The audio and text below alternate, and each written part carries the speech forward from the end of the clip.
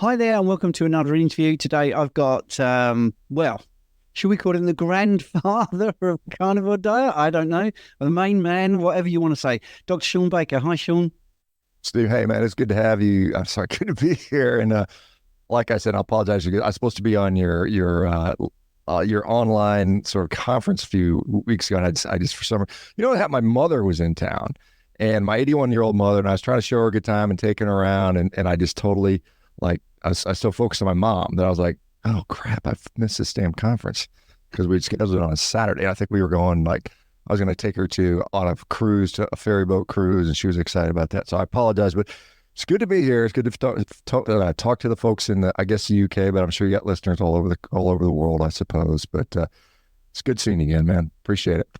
Yeah, it's good to see you, and you're looking so healthy. I felt really bad saying the granddaddy of carnivore. Well, I'm old enough to be a grandpa, but I'm trying not to act like one. But we'll see. Yeah, well, I'm 2 years older than you, and I always will be. So, I mean, I've got yeah, that's true. Yeah, well, we talk about longevity. I always say, well, he's older than me. He knows what he's doing, right? Yeah, I think we're good adverts for it. For people that don't know, what made you actually go carnivore? Can you remember the moment when you thought, this is it? I'm going to do this? Yeah. I mean, I do. I mean, this is back in sometime in 2016 when I'd been probably aware of these wacko, nutty, crazy zero carb people are eating all meat since about 2015, 2014, something like that. There was a group called Zeroing In on Health, and Kelly Hogan and Amber O'Hearn and Charles Washington and the Anderson couple, and all these people were doing this and talking about it.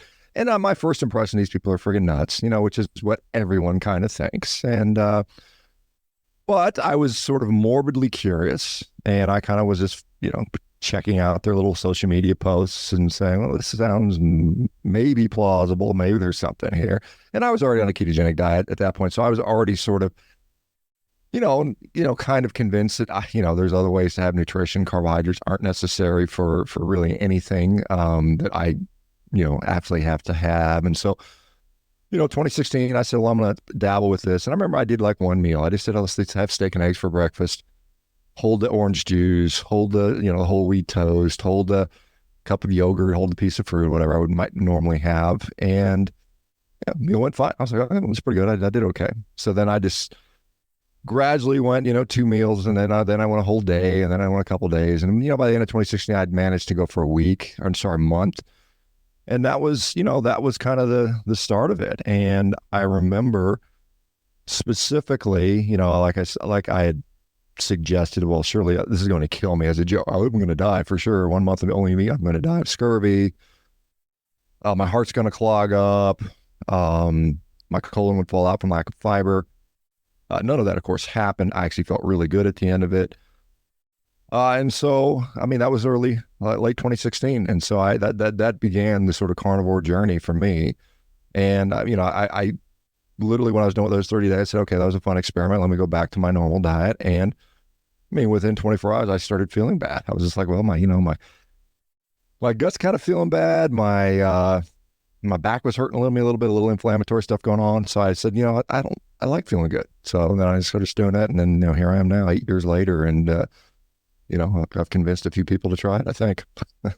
I think you have. I mean, I got to my 55th birthday and joined MeatRx, and a great time, did your online course, and I will always be thankful for that. And I think, I mean, you have also that knock-on effect where I've recently got over 1,000 clients that I've been talking to, and over 200 success story videos out of that. So your experience then knocked onto me, and that's helped other people.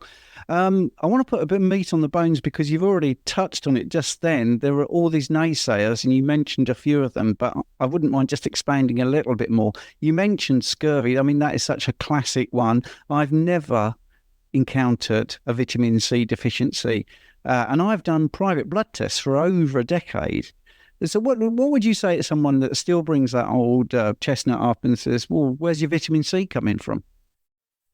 Yeah, well, I mean, we know that meat has a small amount of vitamin C in it. It's not the RDA amount unless you eat a ton of meat, or you're eating, certain other animal products, some organ meats. You could probably do it, with a reasonable amount. So, but I mean, I think the reality is that we are able to be more efficiently utilize vitamin C on a carnivore diet. We need less of it. You know, if we look at the roles of vitamin C, you know, antioxidant, collagen production, carnitine metabolism, all of those things are largely supplied independently through a carnivore diet.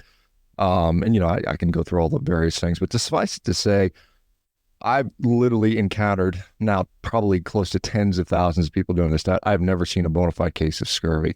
And this was known, 150 years ago. We knew that with the guys that were exploring the various poles, the North and South poles. I mean, they literally knew that access to, you know, not dried meat, but undried meat, you know, fresh meat was curative for scurvy. And it was preventive, and both preventive and curative. So no one's getting scurvy. And I don't think they're running with, I don't even think they're having these quote unquote subclinical vitamin C deficiency, which is the other thing.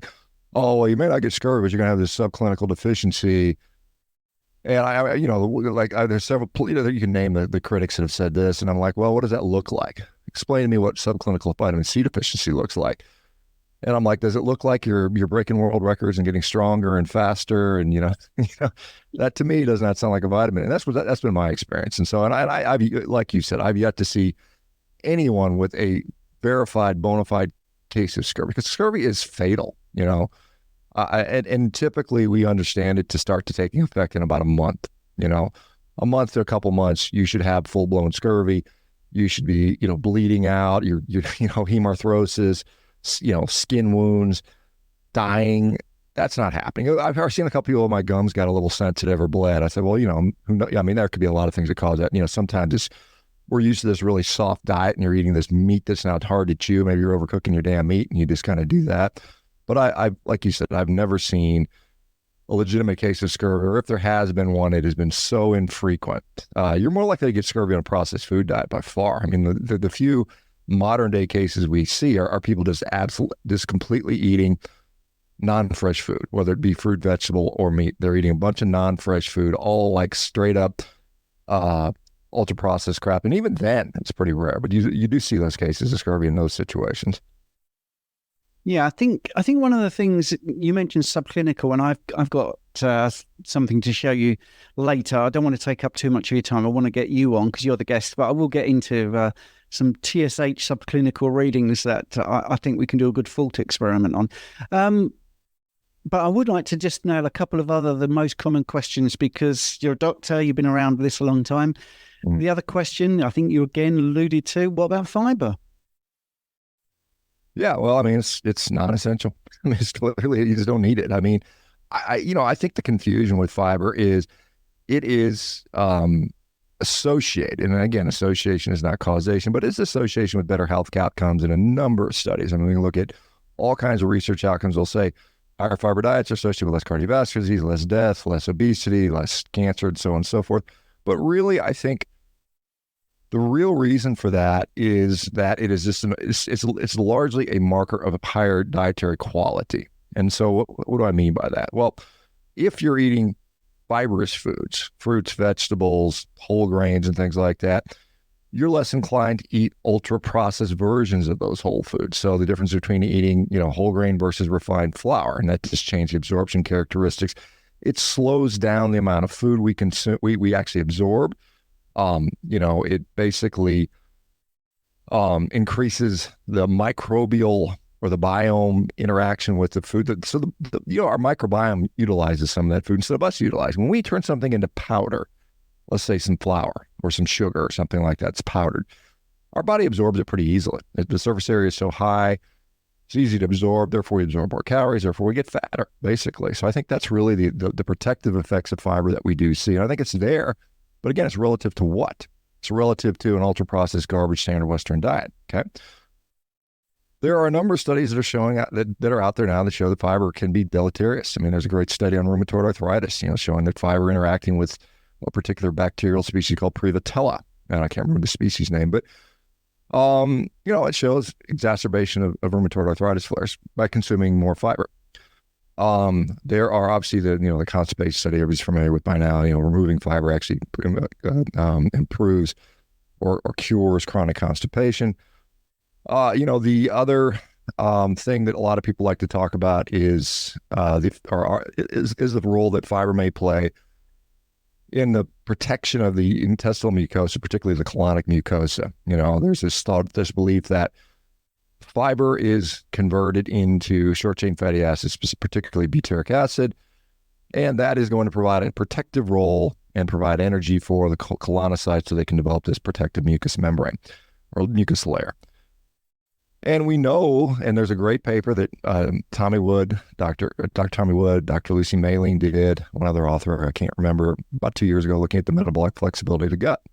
And they show unequivocally that, yes, you can get that protection from fiber, but there's about 6 other ways you can do it. Protein can do it, being in ketosis can do it. So you don't need the fiber. It's not essential. It's clearly not essential. I would argue, relative to meat, it's probably relatively detrimental. And there are all as you know, I mean, there are many, many people that see their gut health dramatically improve by the removal of fiber from their diet, whether it's IBD, IBS, gastrointestinal reflux disease, you name it. I mean, there's any kind of, issue often gets better with the removal and avoidance of fiber. So it's just not needed. I mean, it's literally indigestible. We have no capacity to digest fiber. I mean, I've talked to people that have ileostomies where their colon's been removed, right? And they will tell me if they eat whatever they eat, if they eat vegetables and they cut up in little triangles and swallow up in little triangles, it comes out of their bag in the shape of a little triangle. Literally, there is zero digestion of this stuff that's occurring in our intestines. And the only thing that occurs is a little bit of fermentation in our distal intestine or our colon. And there's a nice study that came out, I think, in 1978, and they compared a high fiber diet to a very low fiber diet. And they looked at the protein and the carbohydrate and the fat content of the feces and see how much is being wasted. The fiber doubled it. So basically, if you like to poop all your nutrition into the toilet, or not all, but most of it, or a large part of it out of there, and you can lose weight doing that by just, eating this food and then crapping it all out, not absorbing most of it. It's an incredible waste of money. All right, you think about food price, like in the U.S. right now, food prices are high. It's like you're just paying to make more poop, and you're not even nourishing yourself. So why do you want to do that? Why don't you just eat something that you can absolutely absorb and actually provide the benefits of nutrition rather than just making larger bowel movements? And there's no prize for that. You don't get a prize at the end of at your end of life saying, look, you crapped out, 17 kilometers worth of shit. I mean, you're not going to get a prize for that at the end of your life. I mean, it's unnecessary. It is conditionally beneficial. If you're eating a standard American Western garbage diet and you eat more fruits and vegetables, yeah, that's probably a net positive. But to say it's essential is, I think we have to have the nuance that goes with that. Yeah, I think Zoe Harcum has a wonderful phrase where she said, what is the definition of fiber? It's an indigestible polysaccharide. Lots of sugar you can't digest, which is what that translates to. And I think that sums it up. That's a great answer, Shawn. The last one, which is, I mean, I know the answers to this, but what about fruit and veg? I mean, aren't you going to miss out on all those vital nutrients from fruit and veg if you go carnivore? Yeah. Well, again, there's a great paper that is done courtesy of Stefan van Vliet and Fred Provenza, I think 2021, 2022, something like that. Meat has a whole host of phytonutrients in it. Phytonutrients, the things we think we get from plants. Beef has that. I mean, probably, and lamb, and likewise any grazing animal, particularly ruminants. And so they have, a cow can eat so much more diversified plant food than I could as a human. I would get sick if I tried to attempt to eat all the plants that cows can consume. And because of that, they actually have a wider range of phytonutrients they have access to. And believe it or not, it's actually stored in their tissues, and it's stored in concentrations which aren't, inconsequential. And oh, by the way, they're more bioavailable to us anyway because of the way they're packaged. They're not packaged with anti-nutrients. They're not packaged with fiber. And so you will get phytonutrients from eating meat. Now, most people think of beef as, protein, some fat, a couple vitamins and minerals.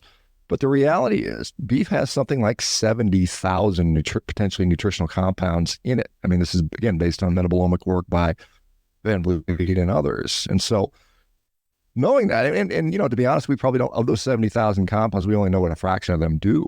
So we get all this nutrition, most of which we don't even know what it does for us yet.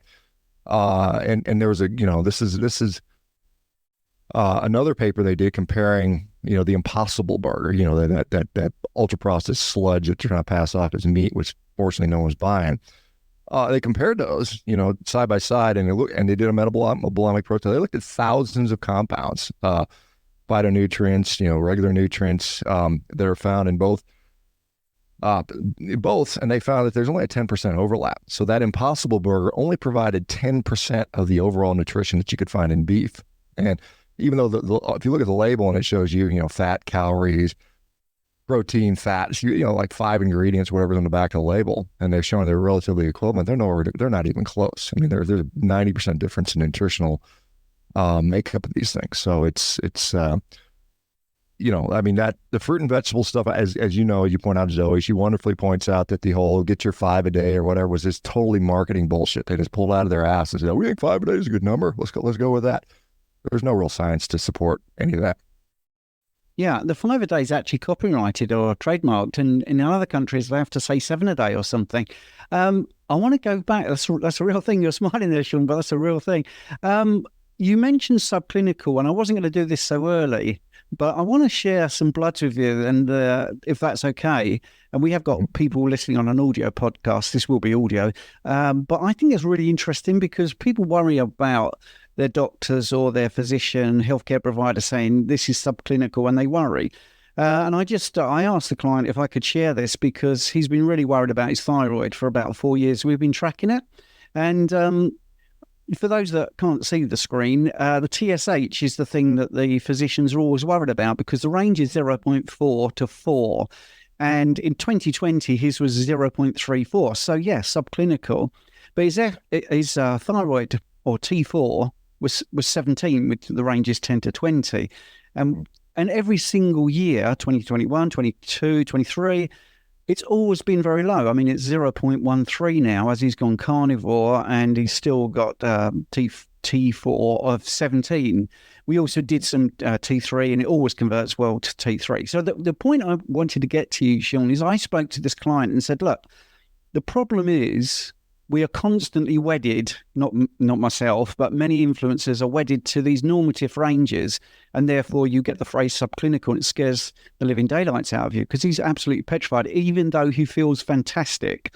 Mm-hmm. And I said, let's imagine you're the first person that ever gave blood, and you've been doing this for 4 years, and we looked at your T4, and we knew that you needed to be between 10 and 20, and you are every time. Therefore, your TSH is perfect. It's not subclinical. Or, flip it around. If you had 10 times as much TSH, you would produce way too much T4. Do you have any comments on sort of the normative ranges that we seem to be wedded to that don't seem to be relevant?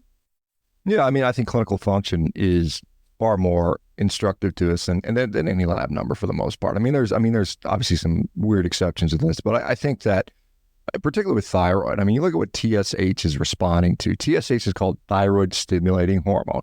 It is a hormone that's produced in the pituitary, and it's basically sensing how much thyroid we have available. There's mechanisms that feedback, and if the body says we don't have enough thyroid, the TSH goes up, and then when we see in hypothyroidism, the TSH goes up quite high. It'll go above the range, right? Now, there's a concept, and this is something that's hard to measure, so we don't measure it. The thyroid has a receptor, right? And just like in insulin, there's insulin receptors, there's androgen receptors, there's estrogen receptors, receptors for every hormone in our body. And the sensitivity of those receptors, when we talk about insulin sensitivity, all is like, I want to be insulin sensitive. It's real important, right? What if you're thyroid sensitive, right? Well, that's good. I guess it would be. You would assume it is. So maybe I just need less hormone to get the job done, But it's, I think... I've not seen, outside of Graves' disease, let's say he has Graves' disease and he's got, the ophthalmic eyes and the super high metabolism, he can't keep weight on, and he's got all the weird, Graves' disease signs and symptoms. But absent of anything like that, clinical function, I feel great. I'm not clinically hypothyroid or hyperthyroid. I don't get too excited about the numbers out of that honestly, because there are people that their numbers are just not, they just line up perfectly like the average population for whatever. Maybe they're on a weird diet. Maybe there's some other thing going on with them. I will share the fact that I do not have super high testosterone. My testosterone runs in low normal. Um, Yet, here I am. I'm stronger than 99.99% of the guys my age. I don't take steroids. I don't take TRT. I know people keep accusing me of that, but I don't take any of that stuff. But I likely have very sensitive androgen receptors. And why might I have that? Well, one, we know that carnitine can do that. I mean, I eat, tons of carnitine. I work out, so I'm obviously stimulating my receptors. And I don't eat that often. And we know that all the combination of those things have all been shown to improve our androgen receptor sensitivity and probably density. And so I don't get too excited about, some random number. Unless, if he was coupled with, let's say he had clinical hypothyroidism, then you say, maybe there's something wrong with your pituitary. Maybe your pituitary's got some sort of issue. Maybe there's pituitary, adenoma or something like that that's leading to, insufficient hormone production or TSH production. But outside, you would expect a lot of pituitary, you have visual changes because, it sits right near that octic chiasm. I just can't get too excited about that. If the guy had clinical symptoms and was saying, look, I feel kind of like garbage or something, there's something off, then you would say, hey, maybe there's something here. What are you going to do about it? I mean, there's various thoughts on that, but I mean, this is one of those things where, gosh, most people, he might even be having really good thyroid function. It may be the opposite situation where he's like, wow, the normal person to have, his thyroid may be really effective at producing thyroid now, and that might be that some testament to a good thing, perhaps, if it was like, if it took a TSH of 2.5 to get the same result, you'd say, oh, that's fine. You're doing okay. But it might be saying, hey, look, you just need less thyroid stimulating hormone to do this. And remember, there are, as you mentioned, these normative ranges or these sort of reference ranges are just a guess based on a population of people who probably aren't you.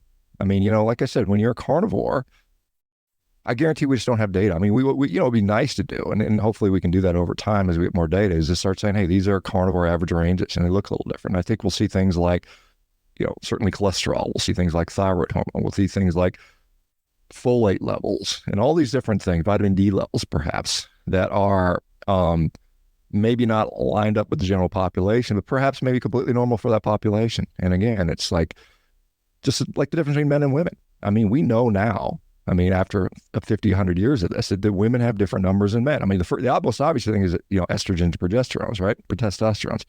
That's pretty clear.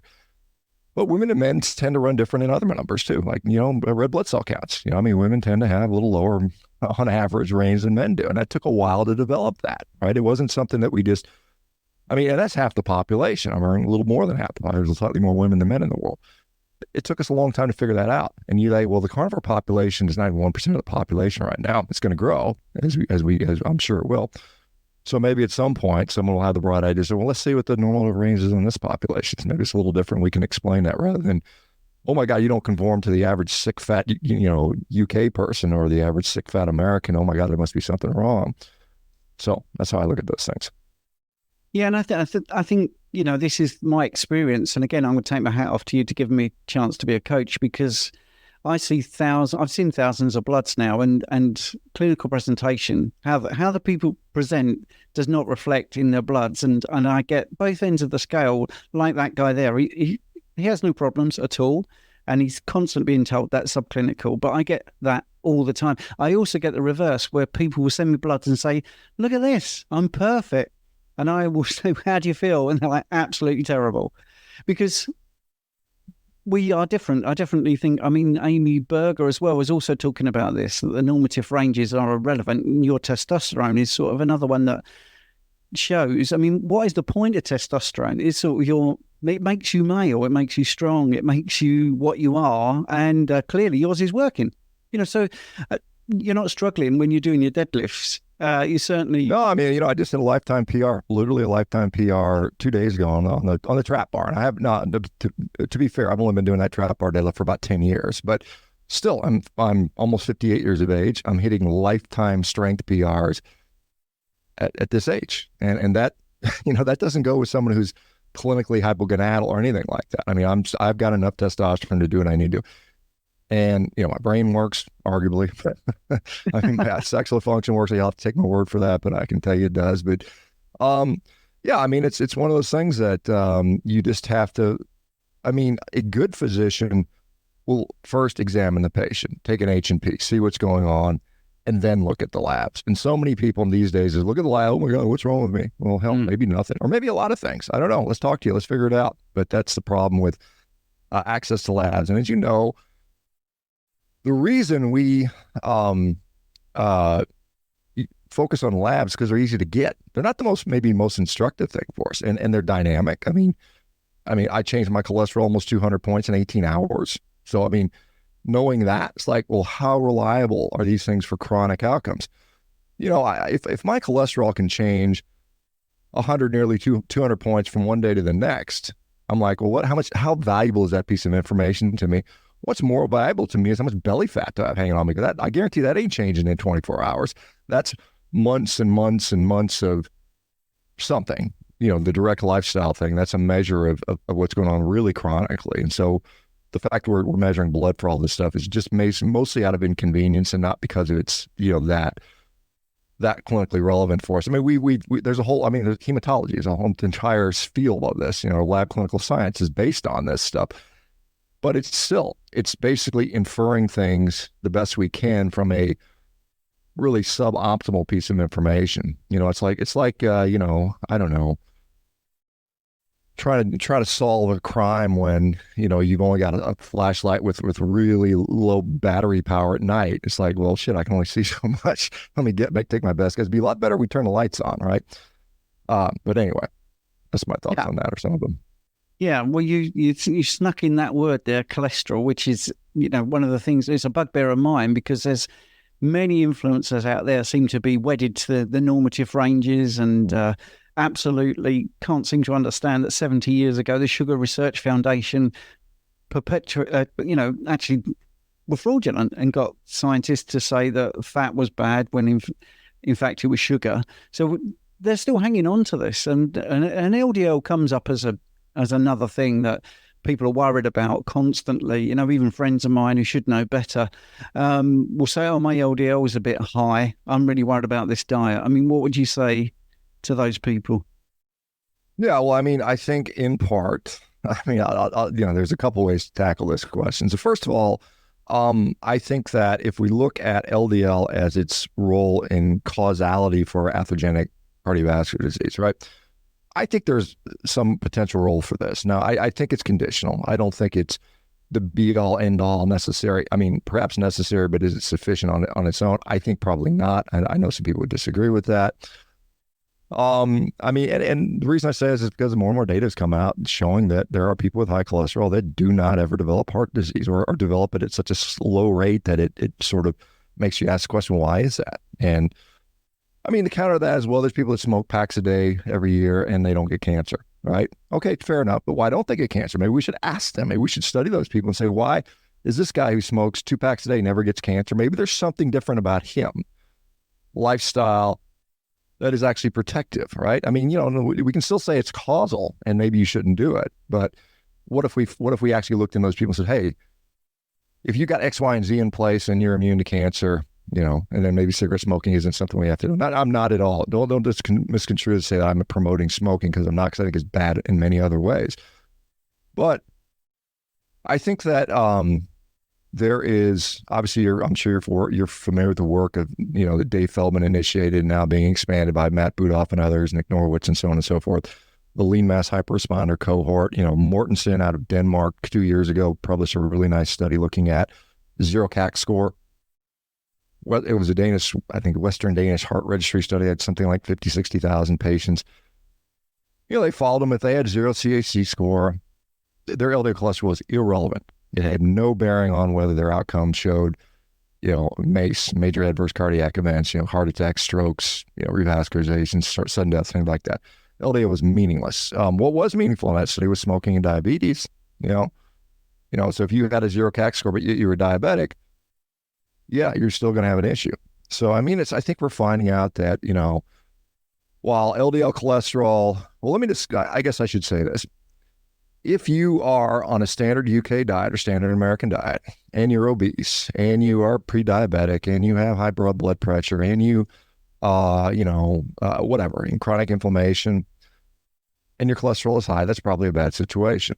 And if you're unwilling to do anything else, and you're not going to lose weight, and you're not going to fix your metabolic health, then you probably should lower your cholesterol. I mean, I think that's, I mean, it's in the sense of like this. I mean, if I bring my cholesterol down to zero, the chances of me getting a heart disease are tremendously diminished. I think that's a fair statement, right? Now, if I don't want to have a sexually transmitted disease, I could always lop off my penis, and I would minimize that risk too. But there's some downside to that, I would argue. I think most people would agree with that. So, I mean, it's like, is that the right tool for the job? Why not instead lose the weight, fix the diabetes, do all the things that we talk about all the time, change your risk stratification profile, and then you can say, hey, what's the residual risk here? And then the imaging, of course, has a tremendous role there, because you can kind of actually see, and I know people say, well, the late stage, you shouldn't wait till the end and blah, blah, blah. But honestly, I think the data that we're seeing, and the data that hopefully will be, already some of it has been published. Matt Budol's study on the lean mass hyperresponder cohort, the Mortensen study that I alluded to, and some others. I think within that Mortensen study, they also saw, I think, something like a huge number of people with FH, familial hypercholesterolemia. These are people with genetically, chronically super high LDL cholesterol. And guess what? In that population, 60% of those people had no advanced signs of heart disease, in their 50s and stuff like that. So that's also eye-opening. It's like, why is 60% of the people that have chronically lifetime super high LDL cholesterol not developing heart disease? What else is going on? So I think when we start to look at what else is going on, then we have this very different perspective on how to manage cardiovascular disease. And like I said, I'm not the guy that's going to tell people to ignore it. I think if your LDL cholesterol is high, your ApoB is high, your total cholesterol, whatever you want, whatever metric you want to measure, they all run the same direction. I think they basically show more or less the same thing. Get some more information and then make your decisions there. Because what I'm comfortable doing with myself, my own body, that's different, because I know what's going on with me, better than anyone else, because it's me. But I mean, I don't know everything about every other person, so it's hard for me to say, hey, ignore it.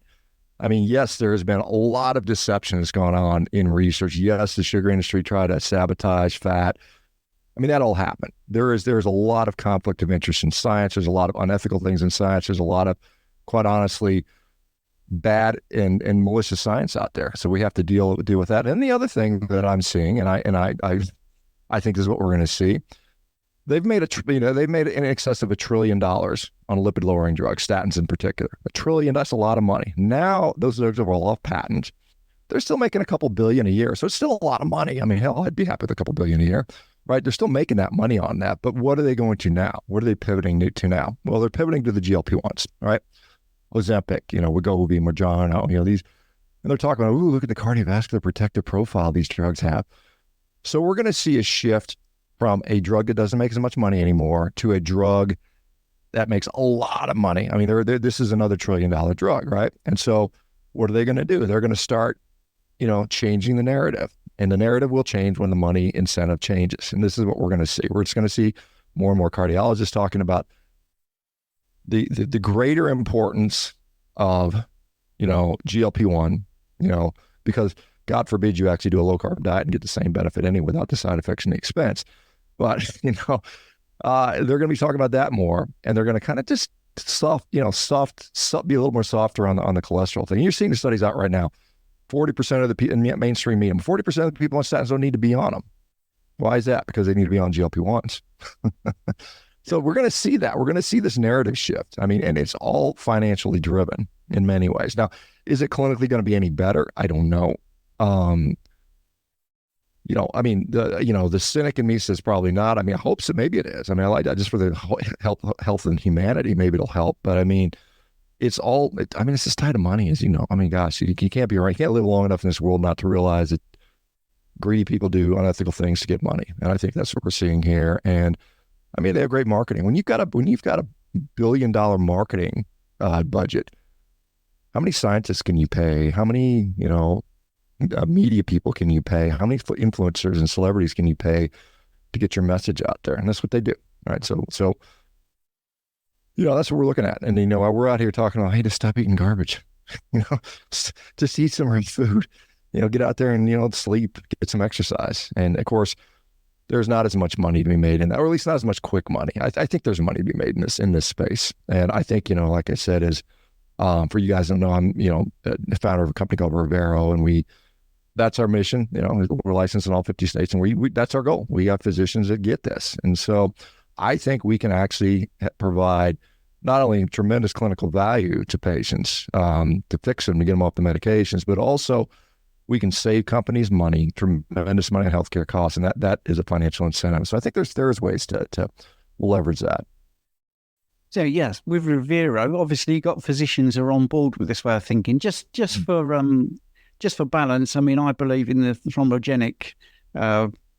Malcolm Kendrick's clot thickens. Yeah, I mean, sure, okay, yeah, we can talk about that. And I've read Malcolm's book. I've interviewed Malcolm, and I think that there's probably certainly something there. I mean, for sure. I mean, you can point to the atherogenicity of triglycerides and the all the other things that go on when you have rheumatoid arthritis or lupus. You're now more atherogenic and more inflamed, and the rates of cardiovascular disease go up tremendously. Yeah, I mean, certainly there's a lot of that going on as well. Yeah, and I think when you mentioned FH, for instance, that's a great example. If 60% of people with very, very high LDL are not getting heart disease, then you do have to question that theory. And after 70 years, it's still a theory. And I do believe like damage to the endothelium and blood vessel damage and all those sort of things have, I mean, if you look at the animal models to develop atherosclerosis, they generally have to damage the vessels first to make it work. I mean, they generally go in there with some sort of mechanical rotor, and they go in and they rough up the endothelium and watch the disease progress. I mean, that's a model for developing cardiovascular. So yeah, I mean, sure, that has to. Yeah. I think that's part of the pathology. Cool. And now, Ozempic, I was going to talk to you about that, but you brought that in earlier. I mean, I like talking about increasing hormones and all that. I'd like to just expand a little bit on Ozempic, because one of the things that I've noticed is that not only do you lose body fat, but you also lose muscle. And it's something like for 8 pounds of fat you lose about 5 pounds of muscle. And there's this thing now, Ozempic face, because you even lose muscle in your face. I mean, do you see maybe 2-3 years down the line that people that have taken Ozempic will be doing like a class action? Can you see any possible? Yeah, there will be. I mean, they're already poisoned. But I mean, there's going to be enough people harmed by the drug. There will be class action lawsuits. I mean, those things are already being developed. I mean, there's lawyers that say they have tens of thousands of claims already. So yeah, I mean, there are going to be a number of people that are harmed from this. I mean, probably at some point they'll pay a fine. It'll be some slap on the wrist. Maybe it'll be $1 billion. But that's literally their spare change. Let me go look in the cookie jar. Oh, we got $1 billion laying around. That's built into the product. I mean, that's literally built into the pricing structure. They know they're going to get caught harming people, and that's just the cost of doing business. And I think that, I mean, yes, well, most diets, you're going to lose some degree of muscle loss. Now, is Ozempic driving greater proportionally than others? I think for some people, certainly, and you don't want to lose that lean mass. Now, can you mitigate that if you're on Ozempic? Yeah, you can to some degree. I mean, eat a lot of protein, work out. I mean, that's what, if I was on the drug, and I'm not necessarily advocating the drug, but I would say, hey man, make sure you're loading up on the protein, make sure you're training your ass off. I mean, but you should be doing that stuff anyway, right? And you probably wouldn't need to be on the damn drugs in many cases. There are a number of concerns, as you know. I mean, the GI side effects alone are gonna harm thousands and thousands of people, and this is because we look at what are GLP-1 receptor agonists. Well, they mimic GLP-1. What is GLP-1? GLP-1 is an incretin hormone. What is GLP-1 specifically? It's an incretin hormone that's produced in the small intestine, particularly in the ileum, right? And so the ileum is the end of our small intestine. And why is that there? Well, we look at, there's this phenomenon known as the ileal break, right? And so when I consume nutrition, what's meant to happen is I break it down in my stomach, and then I start absorbing it in my small intestine. And then hopefully by the time whatever's left gets to my my bowel, I've sucked all the nutrition out of there. I've absorbed it. If you consume food and there's too much and it starts like making its way down to the small intestine and into the ileum, before it's fully digested, the ileum senses that. And it says, whoa, things are coming in too fast. sends out some GLP-1. The GLP-1 slows down digestion, slows down the migratory motor complex, and the stuff just slows down. So now you have more time to digest. That's why we can change our gastrointestinal transit time. That's why when you eat a bunch of crappy fiber, your body says, we don't need this crap. Get it out of here. Poop it all out. A lot of people, I ate this big old green smoothie and an hour later I was crapping my brains out. So the normal function of GLP-1 is to slow things down in response to appropriate nutrition. And by the way, there's studies on beef isolate. Shows it tremendously effective at slowing down or releasing GLP-1. So beef is a great food. It is you could call it nature's Ozempic if you want. I know it's kind of corny, but I mean, it has that impact, but it's in a physiologically appropriate way. Like I said, it's like, people that take, I don't know, any whatever drug. I mean, there's supposed to be a small bolus and it goes down and then, physiologically when you need it. So when you go on Ozempic, you don't get this small bolus. You get this massive, to the ceiling, 100 feet up in the air, and it hangs around for a week until you have to bolus it again. And what happens then is like the gut is just slowed down permanently. And it's like everything you put in there, doesn't go through. You get full, you start burping, literally stuff that's supposed to be digested is rotting in your stomach, like these foods that are normally supposed to be being passed through. So people will say, well, they'll have belches. That it smells like a dead animal is in their friggin', in their stomach, or they have, or they get gastroparesis, Sometimes that's a permanent thing. Gastroparalysis of the stomach, and your stomach is permanently paralyzed in some cases. That F's you up for the rest of your life. So we're going to see a lot of that. The other thing that is interesting, and some of these GLP-1s do this, maybe not all of them, but some do, they lead to what's called fat cell hyperplasia. So when fat cells grow, there's basically two options. The cell itself can get bigger, or it can turn into more of them. And the small little cells tend to be considered healthy, right? And so while you're on the drug, you have maybe more fat cells, even though you've lost weight, but there's more fat cells. They're just really small. Well, what happens when you have to come off the drug? Side effects. You can't afford it. Your insurance stops paying for it. They run out, right? So now you got all these extra little tiny fat cells, and guess what? They start getting hungry. Guess what happens when they get fed? They go get bigger and bigger. So now you got more fat cells than you started with. And, and so let's say you don't tolerate the drug. Now you're like fatter than you used to be. And so I think what we're going to see is these people that are going to be like, oh, I took Ozempic for a year or two and then they couldn't take it. And then 3 years later, they're going to be like, it effed me up. I'm miserable now. My quality of life is worse. Maybe I'm going to sue the manufacturer, whatever. I mean, it's ultimately, again, it's a therapeutic Band-Aid. I mean, obviously the business model is keep people on this drug for the rest of their life. And this is what they're positioning people with, with obesity is like diabetes. As you know, diabetes is unreversible. It's a lifetime progressive disease, which is also bullshit, right? I mean, but that is the narrative they're going to sell, and people are going to buy it. Oh, I can't, woe is me. I'm a victim. I just need to be on drugs for the rest of my life. And you, the taxpayer, have to help subsidize it, or you, the insurance premium payer, has to help subsidize my disease, which is lifestyle driven, which I, for some reason, can't fix, And I mean, I get it. Some people are just like, they've tried and they can't do it. But it's my belief that the vast majority of people have it within their own power.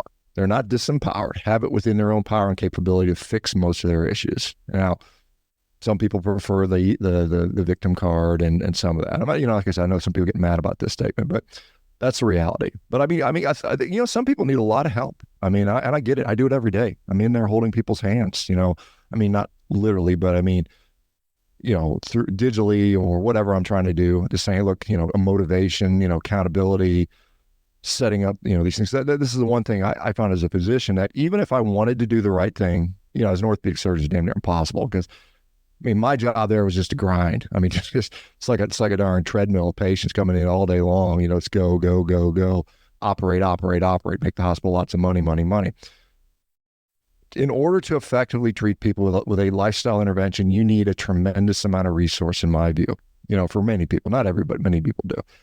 And the resources that we have spent for that in sort of mainstream medicine is almost zero, Like I said, for me to do a surgery or take care of a surgical problem, I had at my disposal literally millions of dollars of resources. I had an operating room that cost $200 a minute to run. I had an entire operating staff. I mean, an anesthesiologist. I had a guy from radiology who'd walk down there for a surgery and stand there in a lead apron for 3 hours. While I dick around doing, fixing X-ray. I don't have that for lifestyle. I got nobody's going to stand there in a lead apron for 3 hours doing lifestyle stuff for me. I don't have a lab. I don't have a PT team. I don't have an imaging center. I don't have a multi-million-dollar clinic. But that's what, to truly fix that with lifestyle, we would need that. And we just don't want to pay for that because why? Because it doesn't make certain people as much money. It doesn't make the hospital CEO money. It doesn't make the pharmaceutical companies money. It doesn't make the guy who owns the PT clinics money or something, on and on and on. I mean, you were in there. I mean, you did some of that stuff. And so, I mean, it's a very different paradigm and it's not well resourced. And we're trying to do that. That's what we're doing with Rivera. We are literally providing those resources that are needed. And I think we're going to be very successful. I think you will. Yeah. I mean, you're very inspirational and you've got a good team there. I will come back to that. I've got about 3 questions. I do want to add that, I mean, my little contribution is online coaching. When you said about the Ozempic, what would you say about muscle loss? You said, well, train, lift heavy weights, eat enough protein.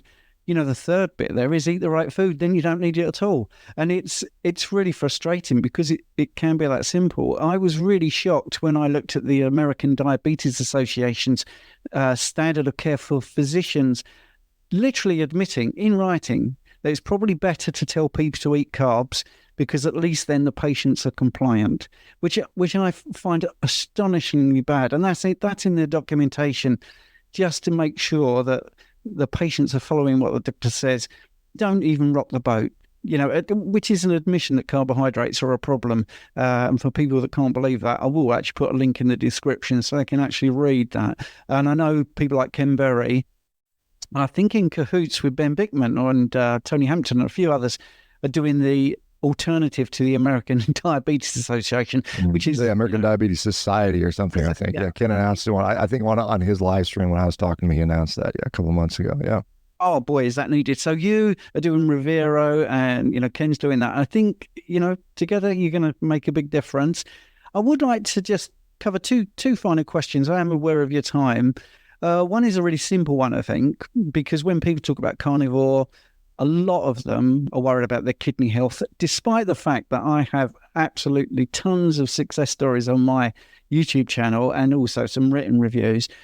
They're still wedded to this idea that protein is bad for kidneys. I mean, what would you say about kidney health when you're eating? Yeah, well, I mean, there's been numerous studies that have shown that to be completely false. I mean, starting with Stu Phillips' meta-analysis in 2018 basically showed that high protein diets versus low protein diets, no clinical difference.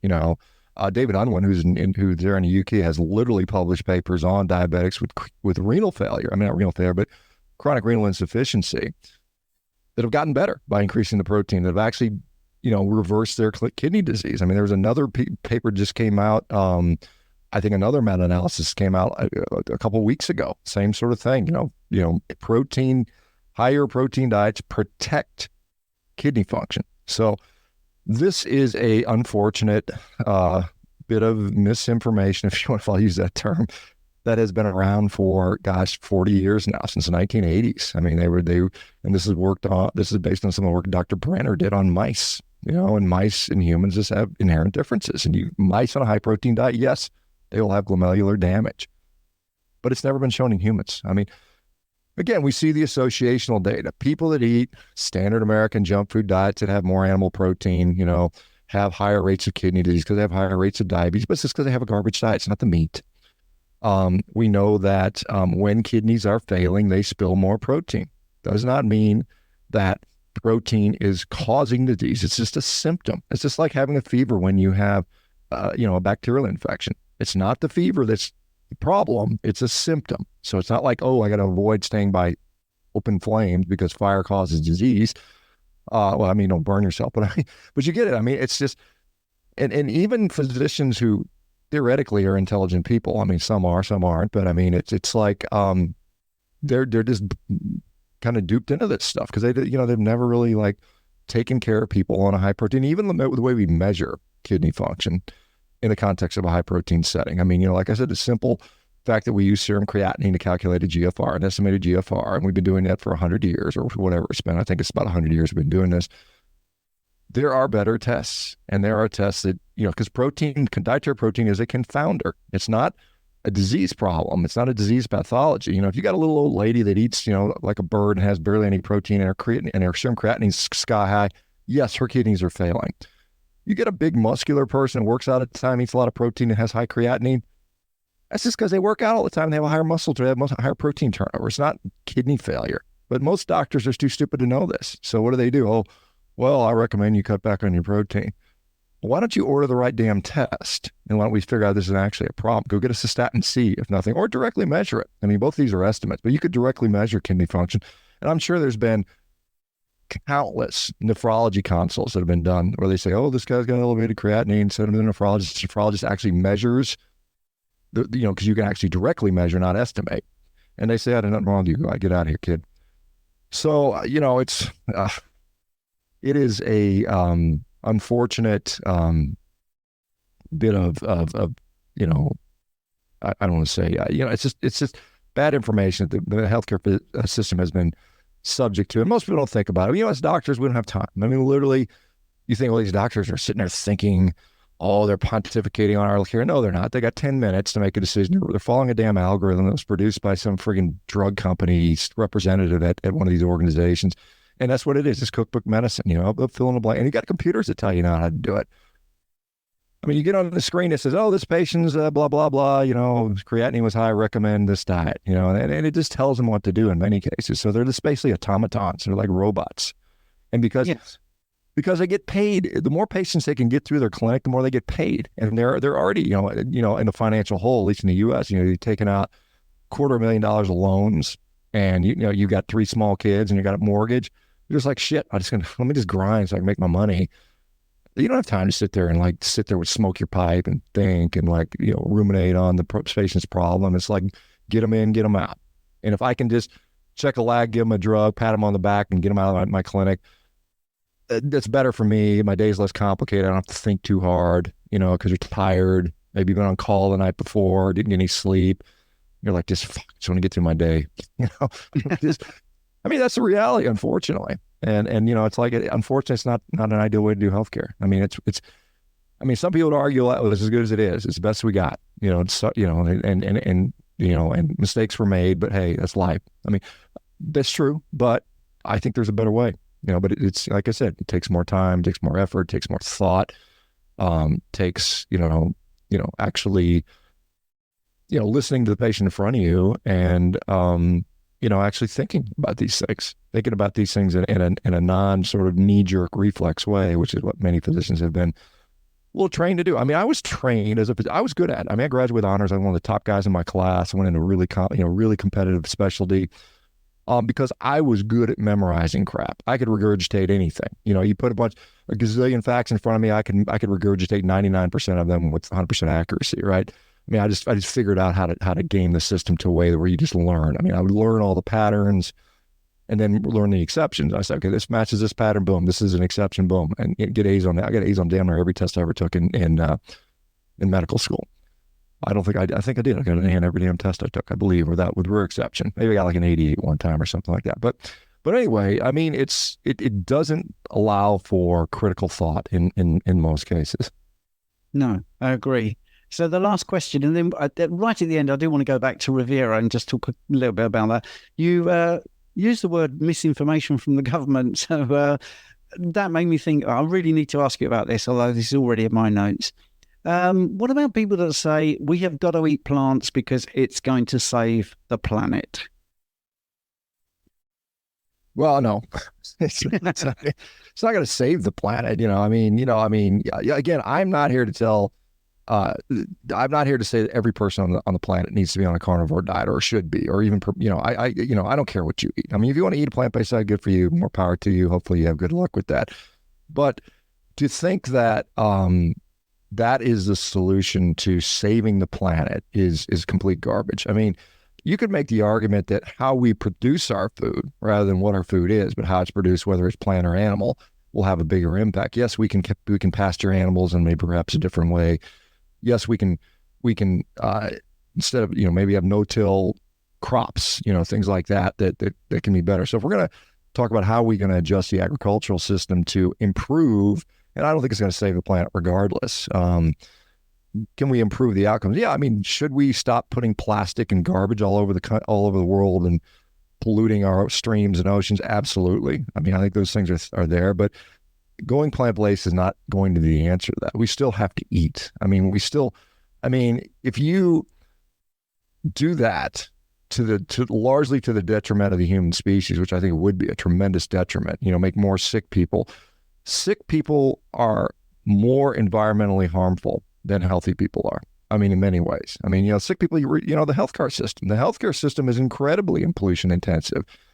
In the United States, between 4 and 10% of our greenhouse gases, if we want to use that particular metric, and I know some people think it's nonsense, but if we use that metric, healthcare system, 10%, right? Well, who uses the healthcare system? The sick people do. What if you feed them all a deficient plant-based ultra processed? It's going to be ultra processed, guaranteed. It's not everybody going to be eating blueberries and chickpeas. It's going to be ultra processed fake crap products. That's what always happens. That's what historically happens. There's studies out there that show that people, the more plant-based they are, the more likely they are to consume ultra processed food. I mean, that's just what happens. And they know that.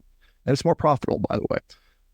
So that is absolute, to borrow one of you guys' terms, bollocks. I mean, it's just total BS. I mean, it's not going to save the planet by any stretch of the imagination. In my view, and I think this is supported by a lot of guys, I mean, we would do better if we put more, grazing animals on pasture and graze them, appropriately to, resequester carbon, on and on and on. So, I mean, we there are things we can do, but agriculture is still not the big player. We'll put it in this way. We have to eat. There's no negotiation on the fact that humans need to eat something. And yes, is it going to have some sort of environmental impact? Of course it is. I mean, is it the major driver of whatever? I would argue no, particularly given the relative return we get on that, And when we took at, because one of the ways that people often make this argument, they look at it in terms of calories per unit of greenhouse gas production, right? And that's a very, it's not a particularly helpful metric or goalpost. That's the goalpost, right? But if the goalpost, like, what about not just calories? Let's talk about nutrition. What about actually nourishing people and providing them nutrition that they actually need that is beneficial to them?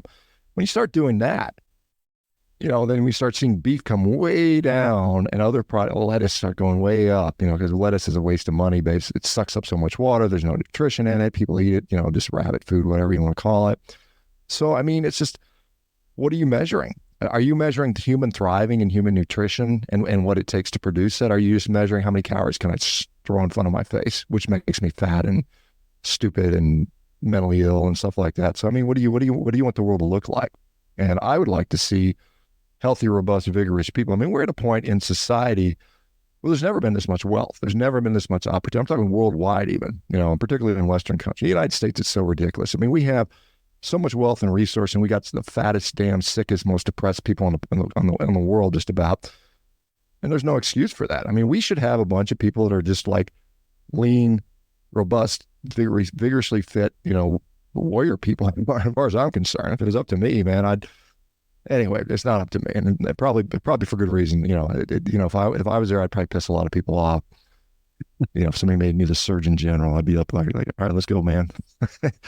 I don't know, because we got this presidential election. I think RFK has talked a little about it. I talked to his running mate, Nicole Shanahan. She interviewed me the other day about this. And I said, if you're the leader of a country, whatever, the UK, the British, British PM or the monarch or whatever, how do you sit there and sleep at night knowing your population health is a bunch of sad, fat, sick, depressed people? That should be like, it's just a matter of pride. Like, hey man, let's have a company. Let's have a country of vigorous people. Why not? You've got the resource to do it. Why not have a national campaign? Like, let's get off your ass and get out there and start doing stuff. Start eating well. Stop eating the garbage.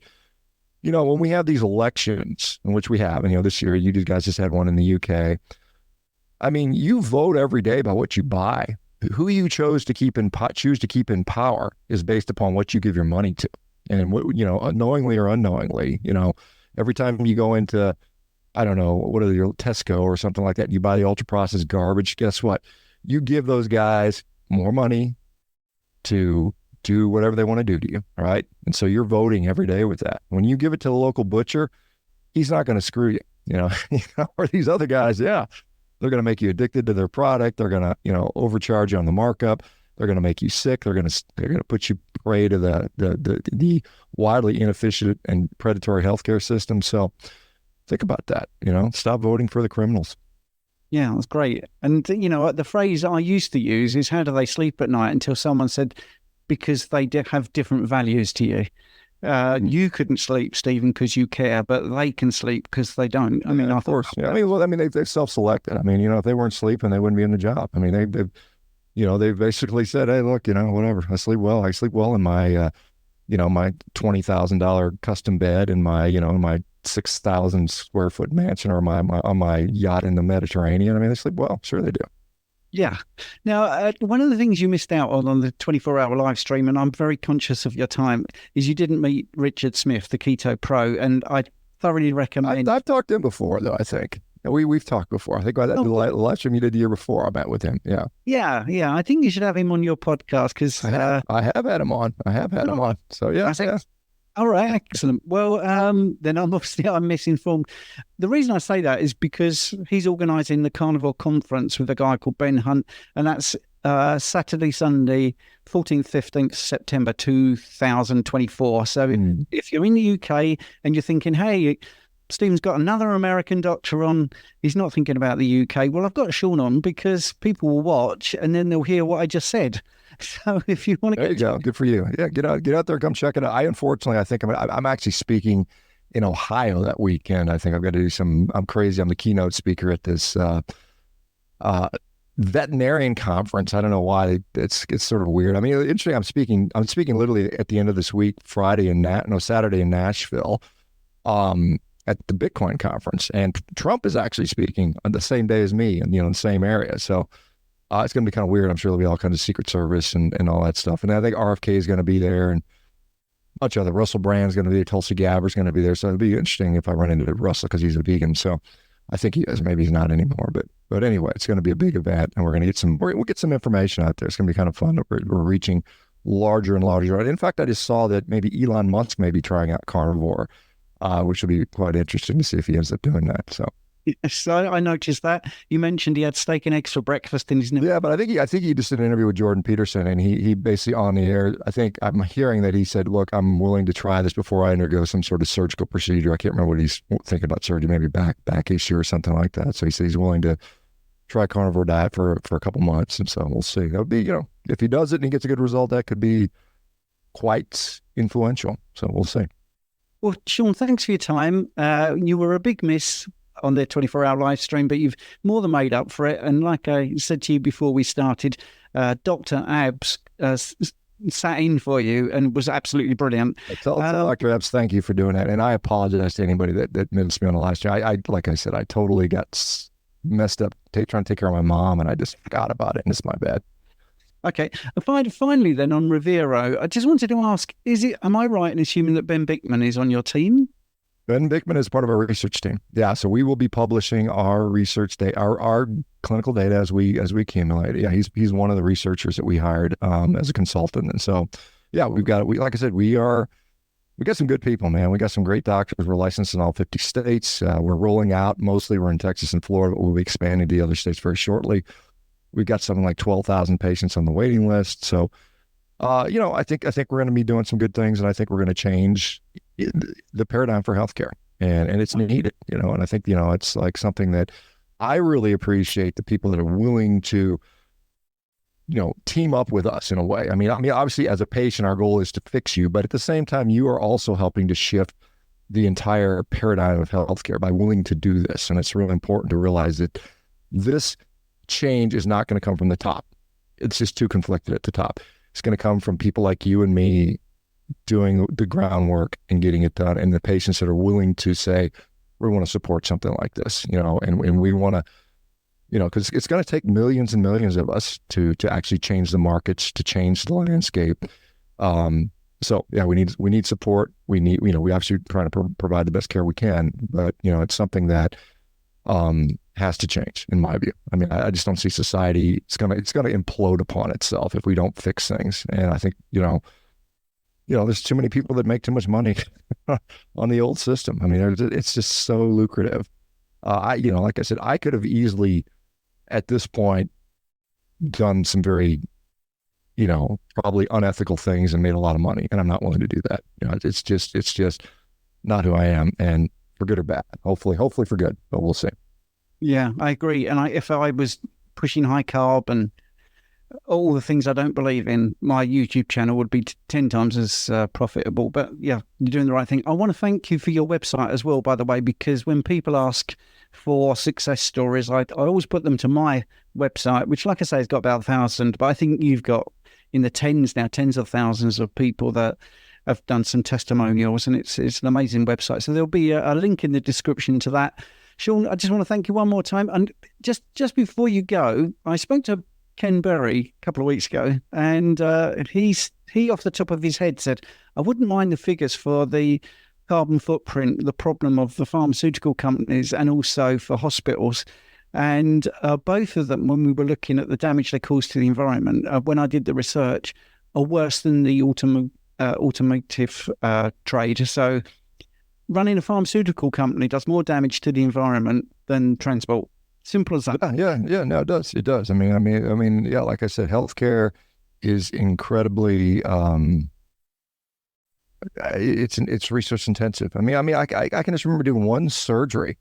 I would do one surgery, and literally it'd be literally 8 to 12 55-gallon cans of garbage, paper and plastic and crap and draping, just for one procedure. I can remember bags and bags of trash every time I did a surgery, and I would do multiple a day. And it was just like, you just kind of, that's the way it is. But in retrospect, you're like, God, look how wasteful we are for this stuff. What if you didn't need the surgery? Well, how much trash would you save just on that? I mean, it's amazing. Shawn, thank you so much. Thank you. Appreciate it.